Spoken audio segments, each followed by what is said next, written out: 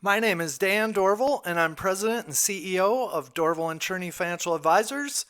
I am an independent certified financial planner and author of my book, Financial Success for the Rest of Us, Reality-Based Financial Planning for Mainstream America. Hi, my name is Leah Woodley. I'm an associate financial advisor with Dorval and Chorne Financial Advisors. Our conversations discuss what it means to do quality of life planning in all areas of your life.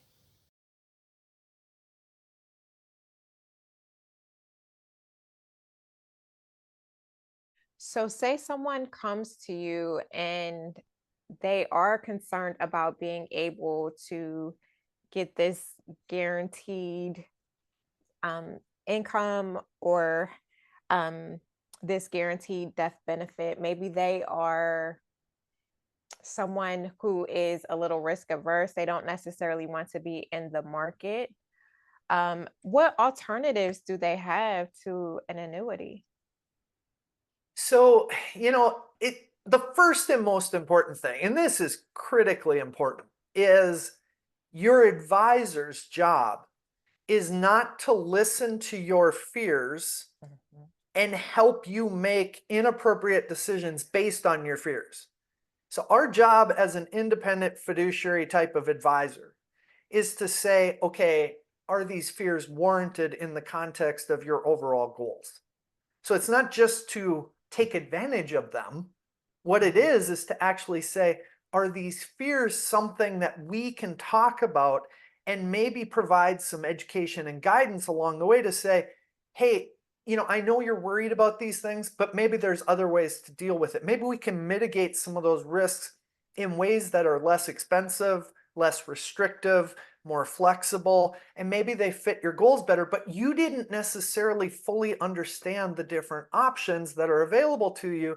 And once we explain that, you might say, I'm comfortable with a little bit of volatility, a little bit of risk. So you don't just rely on somebody saying, I'm worried about the markets.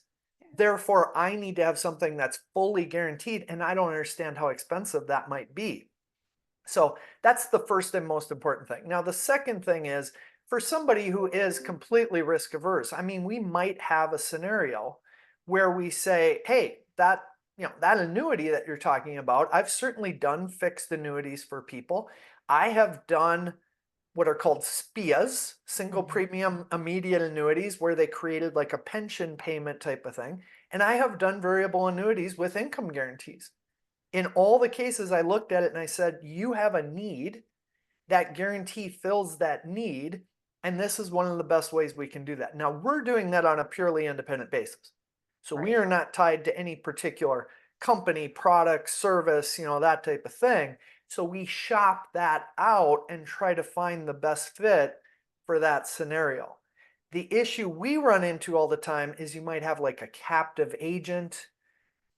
Maybe they sell one company's product just over and over because they might hit like premier agent status and get a bonus on their commissions. So we see it inappropriately sold all the time, and then that can be a real complication. You are absolutely right. I've also seen you use it if someone has had excess cash flow. Maybe they have all of their goals met and they just have extra cash flow. Um, and that is a way for them to kind of protect some of that extra money to be able to use down the line or to pass on to another generation. So if I'm just a normal person and I'm coming to you, what are some things I should consider when I'm trying to weigh whether an annuity is right for me or not? Well, it's going to be different for every single person that comes to us. So, talking in terms of like this average typical type of person, it's different for everybody. And I'll tell Right. you, we help so many nurses and most of them have a pension. And that pension is realistically it's a form of an annuity. I mean, it's a guaranteed income stream for the rest of their life.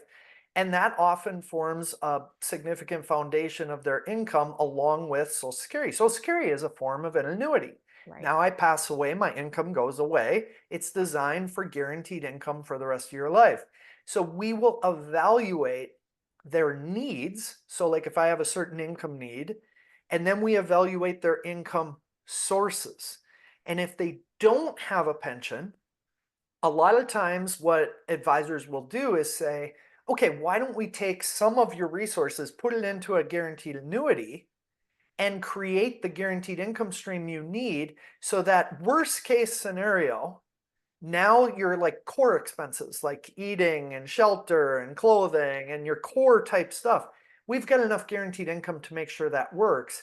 And then let's use something that's more flexible for your discretionary expenditures. So I want to take a trip, I eventually want to buy a car, I these entertainment hobby type things that are a little bit more flexible. Why don't we take some risk with that, and we might put it in something that has fluctuating value, but at the same time, I can access it when I need it for those discretionary things. So a combination of approaches often makes sense. Now, for most of the nurses we have, or many of the nurses we have, their pension plus their Social Security is enough to Mhm. cover their core. And when we show that to them, they realize they don't need the guarantees and they can take a little bit of risk, and it's okay to do that. And we'll still see agents selling them, you know, indexed annuities just based on guarantees for all of their retirement money. And we're like, that is exactly what you shouldn't be doing right now.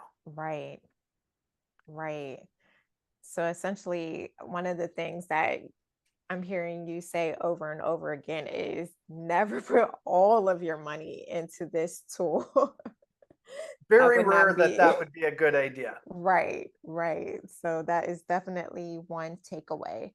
So we mentioned surrender charges. We mentioned the inflexibility of annuities. Are there any other drawbacks that we should be aware of? So, one of the biggest drawbacks that people never talk about, and it's impossible to know ahead of time, is that on many of these contracts, people don't realize that the insurance company has the right, in many cases, to change the terms of the contract after you are in it. And this is particularly true of many indexed annuity contracts. So, what happens is, let's say you have a cap on that contract.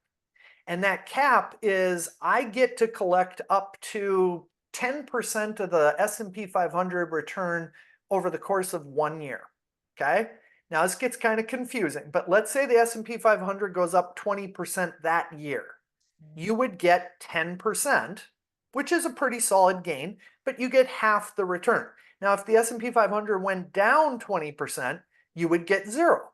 So your return is going to be somewhere between 0 and 10%. And you think, hey, if I have this for 7 years, maybe four or five of those years are positive, maybe a couple of those years are negative. I might average 6, 7, 8% on that contract, and that might be what the illustration shows. And you go, hey, I'm satisfied with that. Like that's a pretty good return. All makes sense. And then what happens is, let's say interest rates go down, or the cost of these insurance companies to hedge against the market, the cost goes up. And so they reduce your cap. So now, after a year, 2 years, 3 years, now remember, you still have surrender charges. Now my cap reduces down to 5%. Mm. And this happened to a whole bunch of people in like the Great Recession. They would offer an initial cap, almost like a teaser rate. And then while you were still locked into the contract, they'd reduce the cap. And now my cap might be 5. So my rate of return that's expected might be only a few percent going forward. I might be better served in something else. But if I move to something else, I've got this 5, 6, 7% surrender charge. And so people get stuck, and they had no idea the insurance company would change that. Now, the agent could just say, well, they can change it, but this company's got a really good history of not changing it. And I'm like, well, how do you know that? So Right. we really don't like any contract that's written to, favor an insurance company, because frankly, I don't trust insurance companies to work on the behalf of my clients I trust them to work on the behalf of the insurance company. And that's a big issue. So I would ask questions and make sure you understand what terms of the contract can be changed unilaterally by the insurance company while I'm still stuck under surrender charges. Wow, that is great information. And I'm glad you highlighted that. You mentioned the question about the terms. Are there any other questions that people should ask before getting into an annuity? So, you know, it's really hard to describe this because for the vast majority of consumers, they don't know what question to ask. Right. They just simply like the understanding of all of this. If I try to explain this to most people, it is just going to go straight over their head. Hmm.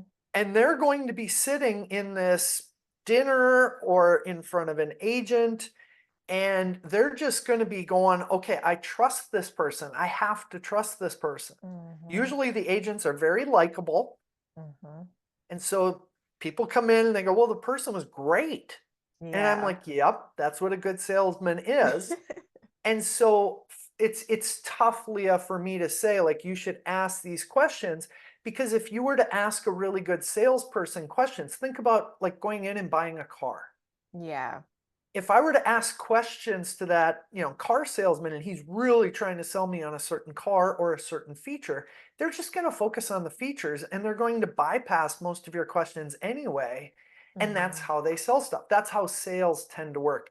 So the biggest, most important thing is to understand what you want Hmm. ahead of ever talking to somebody about an annuity. And that means that if I'm going to go buy a car, I want to know in general, like what kind of car am I looking for? Hmm. What am I trying to accomplish through this? So I don't go in looking for a minivan and I end up buying a two-seater sports car that doesn't fit my life very well. But the salesman was incredibly good at it. So you want to try really hard to buy that particular product based on your need rather than being sold that particular product based on features. That is so, so good. Understand what you want before you go into this situation. And one thing I do want to highlight that your clients did was to get a second opinion, That's a great point. because had they not, they would have been in something that they did not need. So you always have that opportunity to get a second opinion. And by the way, in that example, they did really like the idea that they were not going to lose money on a certain portion. And there were some indexed annuities that were relatively attractive at the time. And I had them do like 150,000 out of their 500,000 into an indexed annuity. And now I am going to tell you that after the fact, one of those companies, so they did it with two different companies. One of those companies changed the terms of the contract and Mm. reduced their cap. And it was one of the most frustrating things for me to explain to them was if a new person came into that contract today, back then they would have got like an 8% return. And these people, their cap renewed at 5. Mm. So it's almost like a shell game type of thing. Like the new person comes in, gets a teaser rate, and then the existing people are getting a worse rate. Now, a lot of those companies have resolved some of that because it's really not good business to do that to your consumers, but Right. um it's one of the things that I will always remember in helping them out. Yeah. Wow. Well, I think some takeaways we have here is that one, an annuity is not necessarily bad. So we are not bashing annuities. They have their place when appropriate. It's just a tool, just like any other type of investment vehicle. Um, so that is one takeaway. Another takeaway is that there are surrender charges. There's some flexibility when it comes to annuities. So we just want to be mindful of that. Understand what you need before you approach this situation with an annuity. Be aware that terms can change.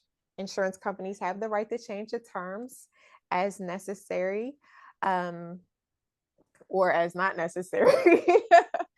But And you always have the right to get a second opinion as well. So if there's something that sounds a little off to you, or you just really don't understand what's going on, feel free to get a second opinion just to make sure that what you are entering into is appropriate or not for you.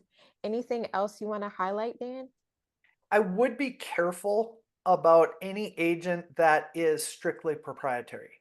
So if I work for insurance company A and all of my solutions for you are insurance company A, that is really a time where you want to go and have a discussion with an independent person and say, hey, in the marketplace, like even if this annuity is really appropriate for me, is this even competitive?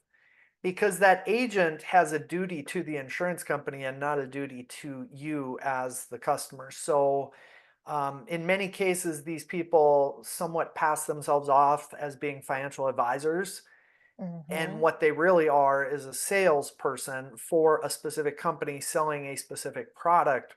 And that's where we see probably most of the abuse as compared to an independent person using an annuity as maybe part of their solutions and a more well-rounded type of recommendation. That is great advice. So you can simply just ask, are you able to sell other products or do you only sell for this company? That is definitely great advice. Well, thank you so much. This was such a great and informative conversation. I hope that our viewers are able to take this knowledge, avoid some dinners, and just be able to use this in their overall financial plan. Well, we look forward to more conversations and we will see you next time. Thanks, Leah. Thank you.